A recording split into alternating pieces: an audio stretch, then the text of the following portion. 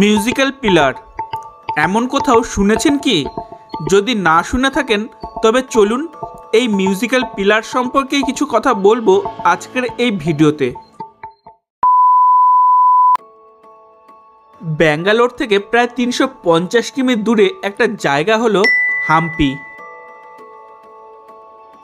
এই হাম্পিকে 1986 সালে world heritage site ঘোষণা করা হয়।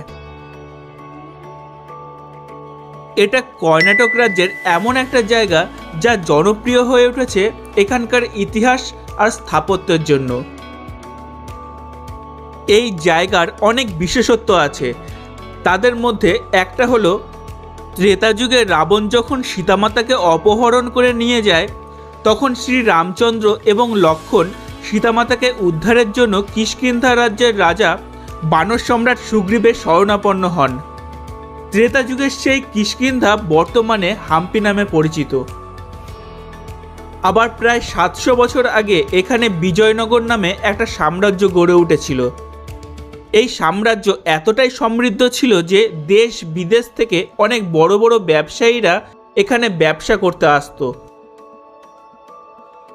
এছাড়া এখানে বড় বড় পাথরের তৈরি প্রায় 1600টা মন্দির, প্যালেস এবং অন্যান্য স্থাপত্য রয়েছে, যার মধ্যে অন্যতম হল বিজয় বিঠালা মন্দির। 1500 শতাব্দীতে বিজয়নগর সাম্রাজ্যের অন্যতম শাসক দেবরায় এই মন্দিরটা নির্মাণ করান।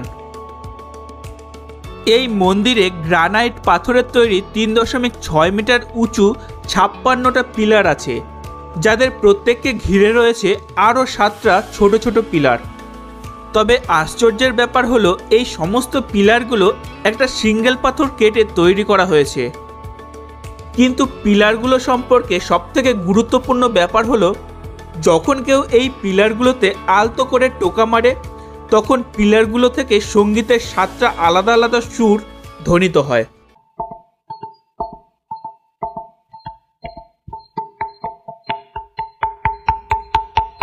এই জন্য একে সারেগামা পিলার বলা হয়। শোনা যায় এই পিলারগুলোকে আগে বাদ্যযন্ত্র হিসাবেই ব্যবহার করা হতো। এখন ভাববার বিষয় হলো একই পাথর থেকে তৈরি পিলারগুলোর দৈর্ঘ্য, প্রস্থ, উচ্চতা, পরিধি এমনকি ওজনও সব একই। তবে পিলারগুলো থেকে আলাদা আলাদা সুর কিভাবে সৃষ্টি হচ্ছে? পিলারগুলো তৈরির সময় কি এতে কোনোভাবে ছিদ্র করা হয় যাতে এর থেকে আলাদা আলাদা সুর সৃষ্টি হতে পারে? সেটাই জানার জন্য স্বাধীনতার আগে ব্রিটিশরা 2টো পিলার কেটে ফেলেছিল। কিন্তু আশ্চর্যের বিষয় হলো পিলার কেটে তারা এর মধ্যে কোনো ছিদ্রই খুঁজে পায়নি। তবে এটাই প্রথম না যেখানে এই মন্দির আর পিলারগুলোর ক্ষতি করা হয়। এর আগে মুঘলরা এই পিলারগুলোকে কয়েক মাস ধরে আগুনে পুড়িয়েছিল, যার ফলে পিলারগুলোর সুরের ডেসিবেলের মাত্রা অনেক কমে যায়। বিশেষজ্ঞদের কাছে এটা আজও একটা আশ্চর্যের বিষয় যে কিভাবে পিলারগুলো তৈরি করা হয়েছে। একবার ভেবে দেখুন সেই সময়কার ইঞ্জিনিয়ারদের কাছে কি লেভেলের জ্ঞান আর অত্যাধুনিক টেকনিক ছিল, যার সাহায্যে এই রকম একটা স্থাপত্য সৃষ্টি করে গেছে। তাই এই সব কিছু রক্ষার দায়িত্ব একা সরকারের নয়, আমাদের সবারই। তাহলে আজকে এই পর্যন্তই।